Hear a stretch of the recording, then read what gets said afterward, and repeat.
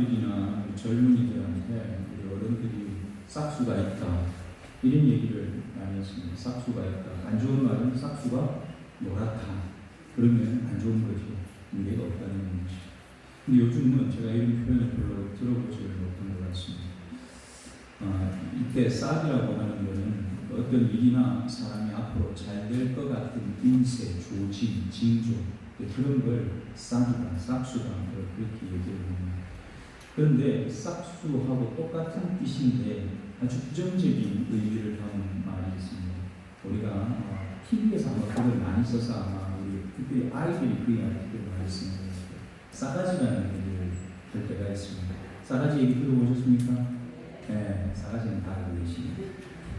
싸가지는 싸가고 똑같은 뜻입니다. 그런데 부정적인 데만 쓰이는 부정적인 의미를 이 싸가지가 많이 갖고 있습니다. 싸가지는요, 말하니까 좀 그런 거죠. 싹 플러스 아지입니다. 그리고 아지가 어디에 있는가? 아지는 새끼라는 뜻이 있고 또 아지는 작다라는 의미가 그 전미사로 쓸 때 있거든요. 송아지 하면 뭡니까? 소의 강하지 않은 뭡니까? 개의 그렇죠. 그게 아지가 붙으면 그렇게 되는 겁니다. 그리고 또 그게 이제 부정적인 의미로 쓰이면 이렇게 씁니다. 보통은 모습 뭐 이런 게 얘기하는데 아주 비하해서 얘기할 때 꼬라지 그렇게 얘기합니다. 기억나십니까? 꼴에다가 아지가 붙어서 꼬라지가 되는 겁니다. 그리고 또 따라지 그렇게도 얘기합니다. 따라지는 뭐냐? 보잘것 없는 그런 사람이나 존재의 어떤 물건을 보고 따라지라고 그러죠. 또 아지 이렇게 아지가 붙었을 때입니다. 마찬가지로 목도 그냥 목이라고 하면 정상적인데 이걸 뭐라고 부르니까 비하하는 모가지 그게 비하해서 부르는 거거든요. 그래서 싸가지라는 말 자체가 싸가지가 있다 없다를 떠나서 이미 싸가지라고 얘기하면 그거 자체가 듣는 사람이 뭘로 듣습니까? 이미 욕이에요. 싸가지가 있다 이 얘기 하지 않아도 싸가지 얘기만 나와도 이미 그건 부정적인 걸 가득 담고 있는 뜻이 되는 겁니다. 그런데 오늘 제가 제목으로 잡은 싹이라고 하는 이 단어는 같은 뜻을 나타내는데 부정적인 의미를 전혀 포함하고 있지 않습니다. 긍정적인 의미, 미래의 의미, 가능성의 의미 그런 것들을 싹 혹은 싹수다 하는 그 말이 다 담고 있습니다. 한 사람이요 예의 바르고 또 사람의 정신이 똑바르고 성실하고 그렇기만 해도 그 사람은 우리 사람들이 볼 때 야, 저 친구는 싹이 있다, 싹수가 있다 이런 그렇게 생각하거든요. 근데 오늘 본문이 말씀하신 싹 도대체 이 싹은 우리가 얘기하는 그 싹하고 다른 싹인가 아니면 같은 싹인가 뭐 얼마나 차이가 있는지 오늘 본문을 통해서 확인하시고 저와 여러분이 하나님 앞에서 그 싹수가 있는 성도로 이 땅을 살아가시기를 축복합니다. 오늘 이사야가 유다의 미래에 대한 얘기를 전해줍니다. 우리가 지금 이사야를 새벽 시간에 보고 있는데 이 사장은 우리가 한 3주쯤 전에 지나온 자리입니다. 이 4장 앞에 보면 3장이 있는데 이 3장 속에 보면 유다의 현실이 잘 나와 있습니다. 오늘 본문 1절 시작하는 데 보면 이렇게 썼죠. 한번 1절 같이 읽어보겠습니다. 1절 시작. 그날에 7 여자가 한 남자를 붙잡고 말하기를 우리가 우리 떡을 먹으며 우리 옷을 입으니 다만 당신의 이름으로 우리를 부르게 하여 우리가 수치를 면하게 하라 하리라. 이게 무슨 말입니까? 그날에 이 말은 이미 3장에 나오는 유다가 당할 참혹한 미래에 대한 얘기가 가득합니다. 성은 무너지고 사람은 다 죽고 옛날에는 미래가 잘 나갔는지 모르지만 완전히 거짓골이 돼서 고생할 거라 그 얘기로 3장을 도배를 해놓고 있습니다. 근데 그날 하나님께서 유다를 사정없이 뺨을 휘갈기시고 엎드려 뻗쳐 엉덩이를 둥글 펴시고 발로 걷어차고 그렇게 그들을 심판하시는 바로 그날에 유다 안에는 어떤 일이 일어나느냐. 여러분 7 여자가 한 남자를 붙잡았다는 게 무슨 말입니까? 남자가 있다는 말입니까? 없다는 말입니까? 남자가 씨가 말랐다는 거예요. 근데 남자만 씨가 마른 것이 아니라 그렇게 상황이 그렇게 바뀌니까요. 유다에 사는 여인들의 정조관념, 도덕적인 관념도 다 씨가 마른 겁니다. 여러분 대신해서 강도를 세워주는 건 그 집안 사람들이 하는 거지 너네 지금 아무나 불러다가 내 애만 좀 낳게 해다 그렇게 하는 건 아니거든요. 지금 유다가 얼마나 궁극한 상황에 내몰리는가 하면 남자가 없어서 아무 남자라도 잘만 입고 걸어가기만 하면 잡아다가 그 사람 통해서 내 아이를 낳고 우리 가문을 이어야 될 그런 참담한 상황이 됐다고 하는 겁니다. 밥 먹고 사는 건 내가 알아서 할 테니까, 내가 나가서 뭐 이삭을 주고 오든 뭘 하든 그건 내가 다 알아서 할 테니까 당신은 우리 집에 와서 제발 내 아이만 낳을 수 있도록만 해달라. 그게 지금 이 여인들이 하고 있는 얘기입니다. 이 비참지경에 빠진 유다를 향한 하나님의 계획은 언제 드러나느냐? 똑같은 날에 드러납니다. 오늘 본문 2절에 보니까 이렇게 쓰고 있습니다. 2절 한번 더 같이 읽겠습니다. 시작. 그날에 여호와의 싹이 아름답고 영화로울 것이요 그 땅의 소산은 이스라엘의 피난한 자를 위하여 영화롭고 아름다울 것입니다. 여기 보니까 그날에 하나님이 준비한 게 드러나는데 뭘 준비하셨는가 하면 여호와의 싹을 준비하셨다고 얘기합니다. 여호와의 싹. 하나님이 유다를 향해서 그리고 온 세상 우리 인류를 향해서 계획하고 계신 그 구원 계획의 시발점, 출발점이 바로 오늘 여기에 있습니다. 여호와의 싹. 이 싹이라고 하는 원래 뜻은 씨나 줄기, 뿌리 따위에서 처음 돋아나는 어린 잎이나 줄기를 의미한다고 해요. 비유적으로는 움트기 시작하는 이제 막 뭔가 시작하려고 할 때 그걸 싹이라 그렇게 표현을 합니다. 처음에 말씀드린 것처럼 싹은요 긍정적이고 희망적이고 가능성이 있는 미래를 암시합니다. 싹 자체가 가지는 의미도 그렇지만 그 싹의 발화 지점이 바로 여호와 하나님이기 때문에 그건 더더욱 긍정적이고 가능성이 있고 우리를 향한 희망의 메시지인 줄 믿습니다.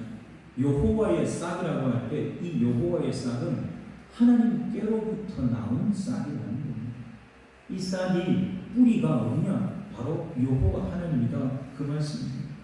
여기서 싹을 복수로 표현하지 않고 단수로 표현하고 있는데 그래서 우리 신약에서는 이 여호와의 싹이라고 하는 표현을 구약에 나오는 메시아에 대한 예언이라고 봅니다. 메시아에 대한 예언. 그런데 오늘 이 성경을 우리가 읽기 전에 누가 먼저 읽고 있습니까? 누가 먼저 읽었겠습니까?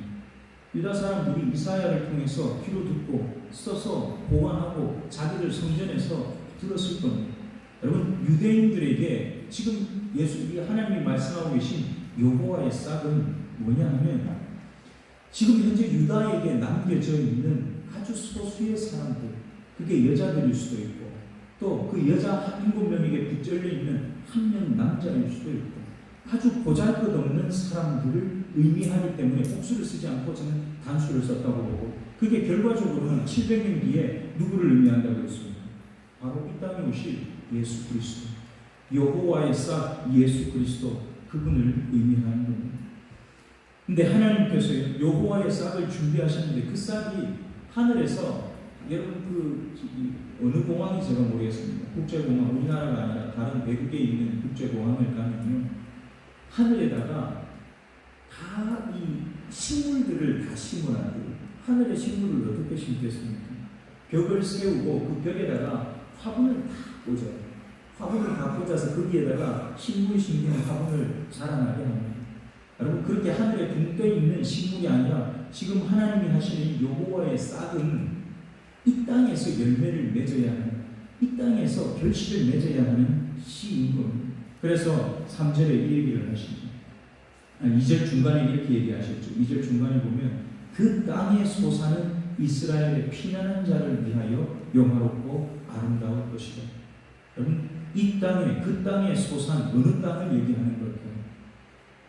이스라엘이 살고 있는 유다인들이 살고 있는 유대 땅이 현실적으로 실제로 그 땅이 예수님은 어느 민족을 통해서 오셨습니까? 우리 한 민족을 통해서 오셨습니까? 이스라엘 민족을 통해서 오시지 않았습니다.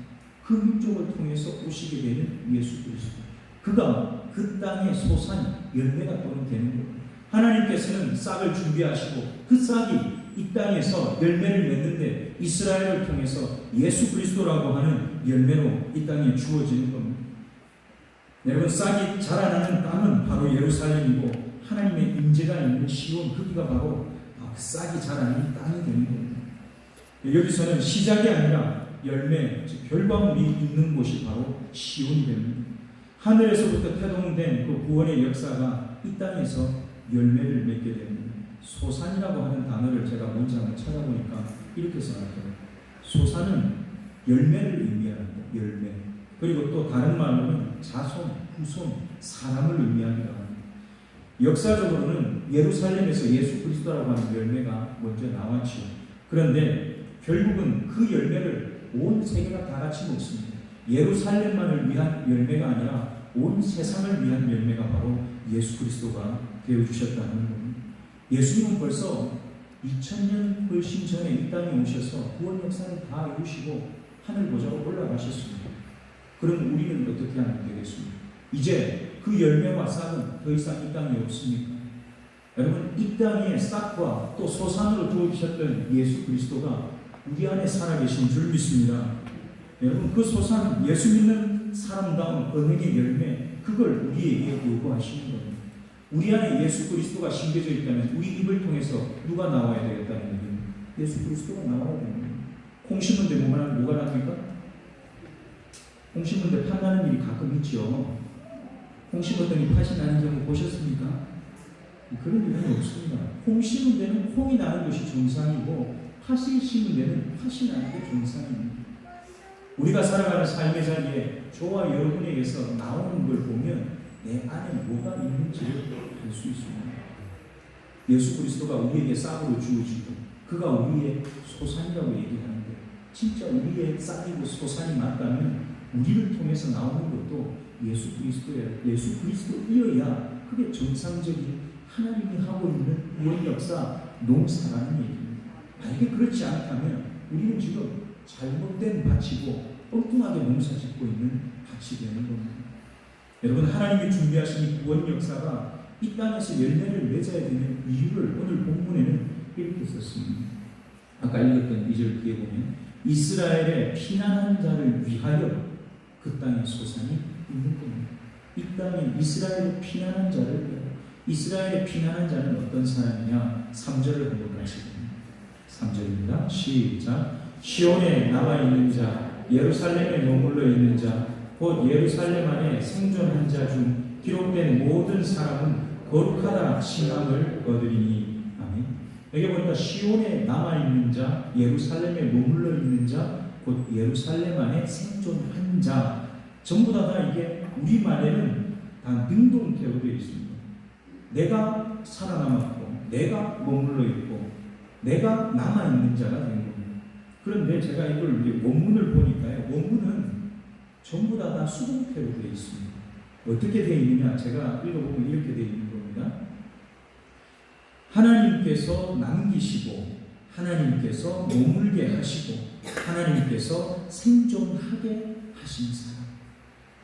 여러분, 이 땅에 구원받은 백성으로 사는 저와 여러분은 우리가 손들고 찾아와서 예수 믿은 게 아니라 하나님께서 우리를 선택하시고 이 자리에 부르셨기에 오늘 본문이 얘기하는 이스라엘의 피난한 자, 이스라엘의 남은 자로 오늘 예배하게 된 줄 믿습니다. 여러분, 그 하나님의 주권으로 하나님의 은혜로 살아남은 사람이 이 시대에 예수 믿는 사람들이라는 겁니다. 그런데요, 오늘 본문에서는 그냥 살아남은 자가 아니라 그 살아남은 자 중에서 어떤 자라고 얘기하신가 하면 기록된 자와 기록된 모든 자.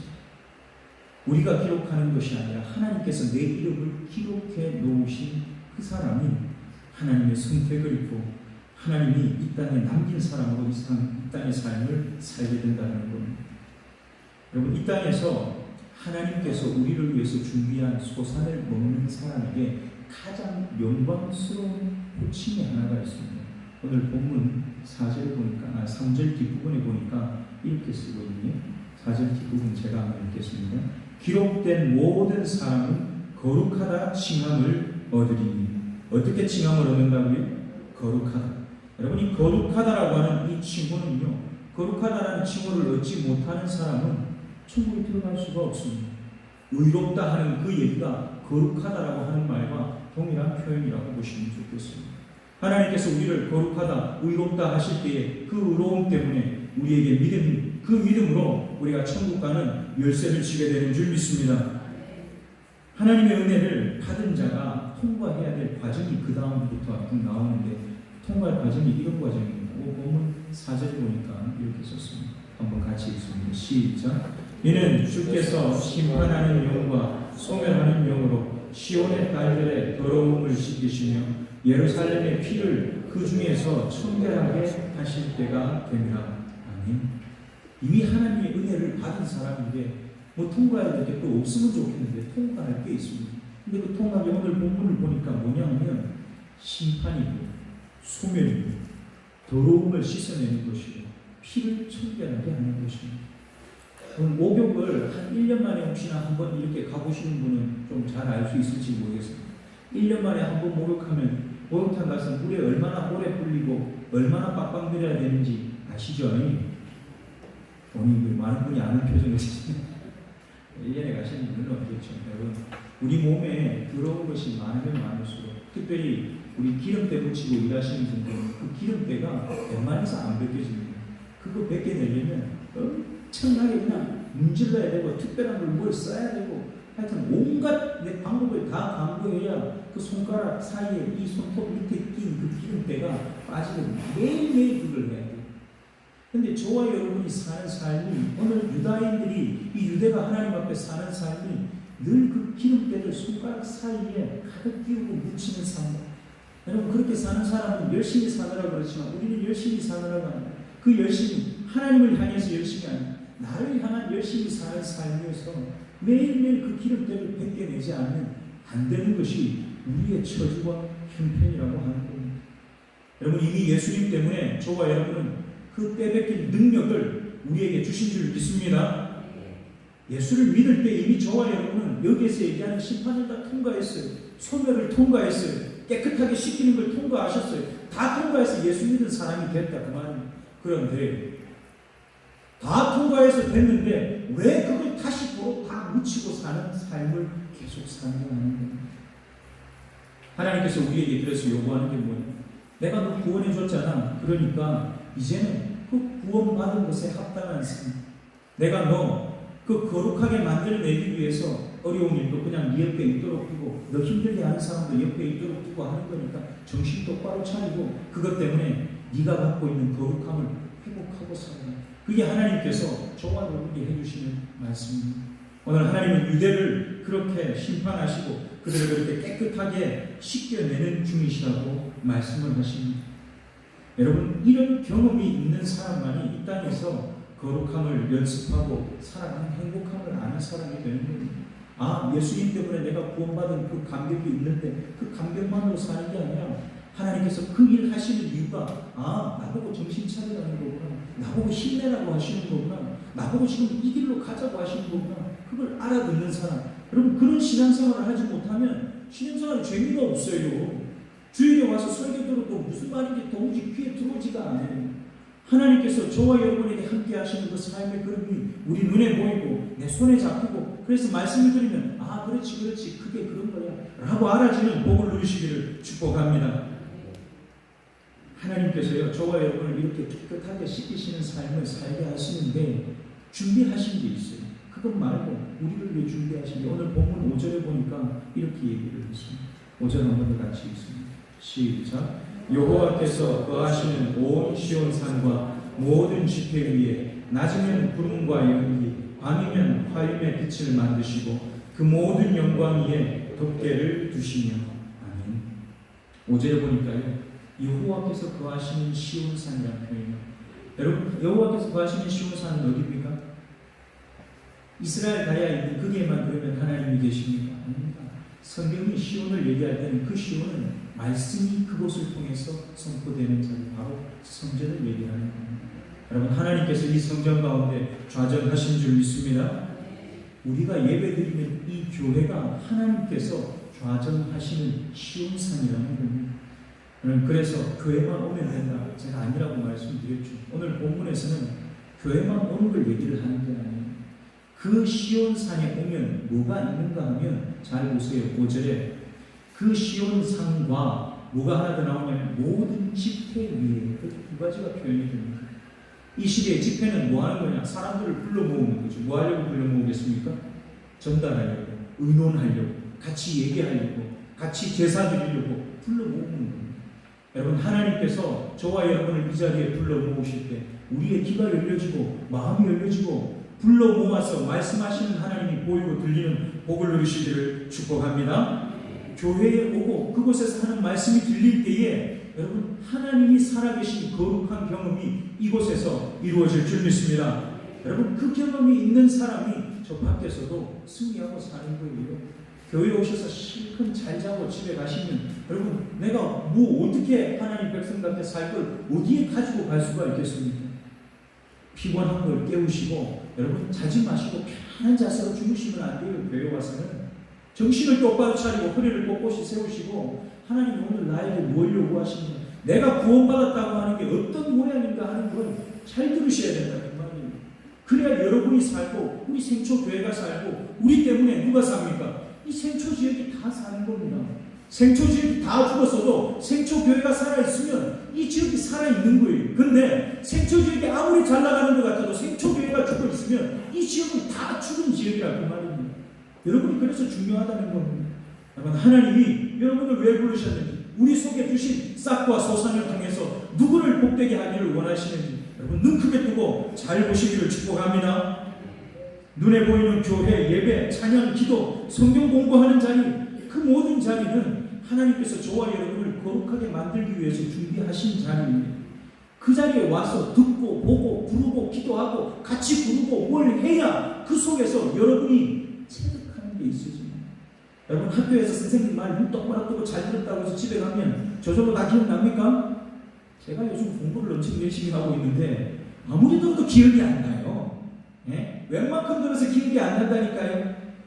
그걸 보고 또 보고 수십 번을 고쳐봐야 머릿속에 그거였구나 알아지는 겁니다. 여러분, 하나님 말씀이 우리에게 똑같습니다. 눈 똑바로 뜨고 한번 잘 앉아있었다고 해서 내게 되기 얼마나 좋겠습니까? 그래서 새벽 기도를 하는 거고, 그래서 금요일 저녁에 기도하지 않는 거고, 토요일 저녁에는 청년들 모여서 같이 뭘 하지 않는 거고, 그런 자리마다 여러분들이 와서 같이 듣고 같이 찬양하고 기도할 때에 거룩함을, 새로워지는 경험을 그곳에서 체득하고 가게 될 줄 믿습니다. 체득된 것만 내 거예요. 이 길로 들어오는 것은 내 게 아니라 이 길로 나가는 겁니다. 들어오는 걸 막아야 될 거 아니에요. 막으려면 계속해서 들어오게 해야 돼요. 여기서 들어오고 여기서 길이 받쳐가지고 내 속으로 내려오고. 저는 저와 여러분이 하나님 준비하신 자리에 그 하나님을 꼭 만나게 되시기를 축복합니다. 보니까 그 일을 우리한테 정말 네가 알아서 다 해라 맡겨놓지를 않으셨어요. 본문에 보니까 이렇게 썼잖아요. 그 지폐 위에 어떻게 하냐면 낮이면 구름과 연기, 밤이면 화염의 빛을 만들어 주시고, 그리고 그 위에 또 뭘 주시느냐, 하나님의 영광의 덮개를 주셨다, 이렇게 말씀하시죠. 여기에 나오는 구름과 연기, 화염의 빛, 그 뭘 의미할까요? 그럼 물론 근원적으로는 말씀이라고 생각합니다. 그런데 저는 그것보다 하나 더 남아서 성령의 역사를 의미하는 겁니다. 오늘 이 자리에서 우리가 드리는 예배 가운데 목사가 아무리 혼자 기도 열심히 하고 죽을 똥 살 똥 두 병 싸면서 설교를 준비했다 할지라도 그 성령의 역사가 여러분 안에서 동일하게 일어나지 않으면 제 하는 설교는 누군가 그게 준비된 한두 사람 말고는 아무도 그 설교하고 상관없는 삶을 살게 될 수밖에 없다 하는 겁니다. 그런데 하나님께서 이미 준비하셨어요. 누구를 위해서?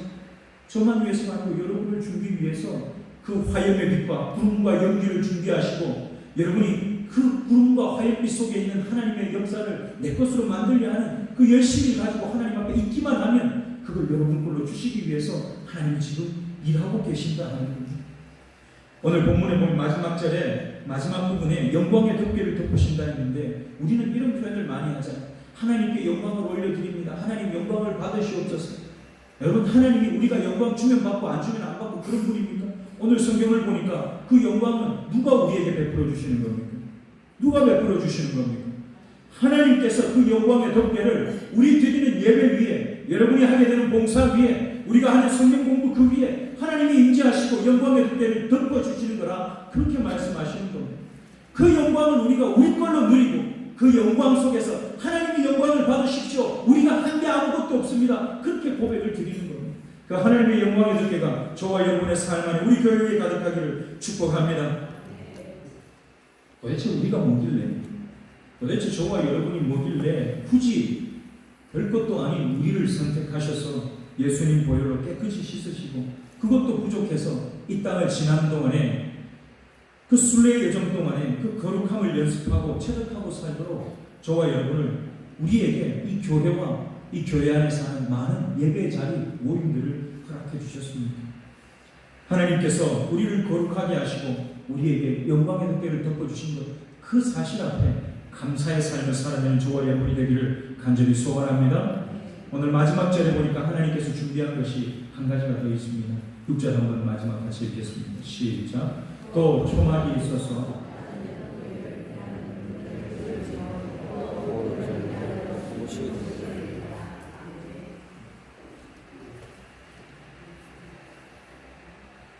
하나님께서 우리를 위해서 준비하신 초막, 이 초막이 무엇을 의미할까? 저는 이 초막을 예수님께서 이 땅에 오셔서 반석 위에 지은 집이라는 얘기를 하셨더라고 한번 연결을 해봤습니다.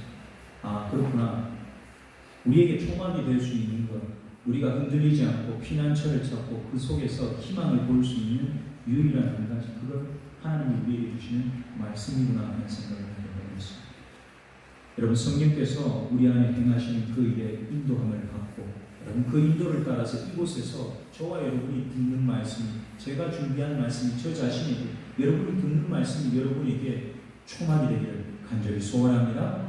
이 초막은 여러분에게 닥쳐오는 엄청난 폭풍우를 피하게 해주는 피난처가 되고, 여러분 낮 동안에 너무 뜨거운데 일할 수 없어서 쓰러질 것 같은데 그 쓰러짐을 피할 수 있도록 그늘을 제공하는 피하는 곳이 되도록 하나님께서 우리에게 준비해 주신 것이 바로 하나님의 말씀입니다. 그런데 말씀 없이 이 험난한 세상을, 파도치는 세상을, 폭풍을 이는 세상을 우리가 걸어갈 수 있겠습니까? 저는 저와 여러분이 오늘 하나님이 말씀하시는 그 싹을 우리 안에, 그 싹이 우리 안에 있는 복을 누리시기를 축복합니다. 우리 안에 예수의 씨가 심기고 그 열매를 또 다른 피난하는 자들에게, 우리 교회에 들어오는 또 다른 사람들에게 전하는 통로가 저와 여러분이 되기를 간절히 소원합니다. 여호와의 싹 예수 그리스도가 우리 안에 있는 공동체는 성령의 인도함을 받는 공동체입니다. 말씀을 그 활집으로 삼는 성령의 역사가 살아있는 공동체입니다. 원래 우리 교회 표가 여기에 보면 적혀 있습니다. 한번 큰 소리로 한번 같이 읽어보겠습니다. 시작. 하나님을 향한 기대로 가득한 공동체. 아멘. 하나님을 향한 기대로 충만한 공동체. 여러분, 이런 기대가 있는 공동체가 오늘 성경이 얘기하는 싹과 소산을 가지고 있는 공동체입니다. 우리 생초교회가 하나님 보시기에 그 싹수가 있는, 생초교회는 내 보기에 싹수가 있고 하나님 그렇게 말씀하시는 교회가 되기를 간절히 소원합니다. 기도하겠습니다.